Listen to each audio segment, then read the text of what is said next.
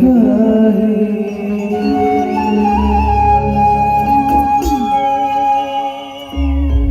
बलौना बाजार के घटना इतिहास बनाए।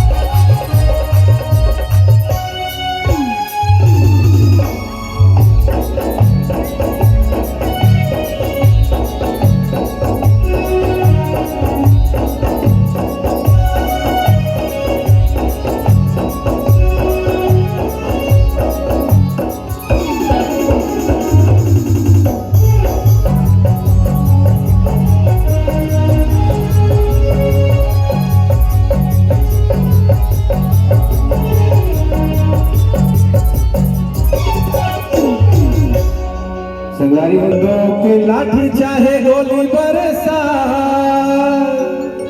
तोर खातिर बाबा चाहे जहां चले जाए। कौन बैरी आंखें देखा है। बलौना बाजार की घटना इतिहास बना है।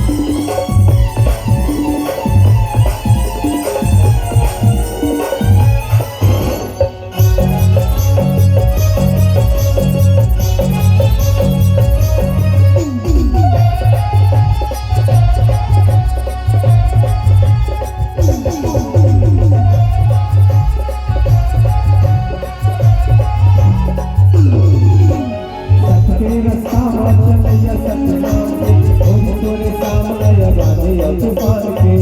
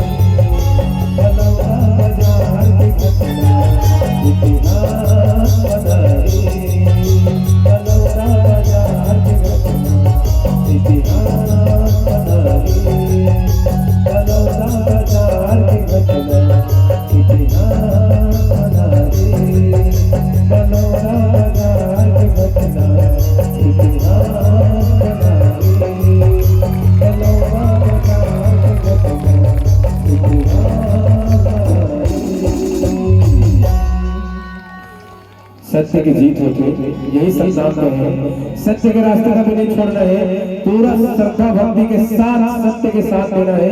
अब यह दिन में जितना भी भाई अंदर रही से सब दोष मुक्त हुई, यही विश्वास है, यही कामना है। बोलिए परम पूज्य घासीदास बाबा की जय।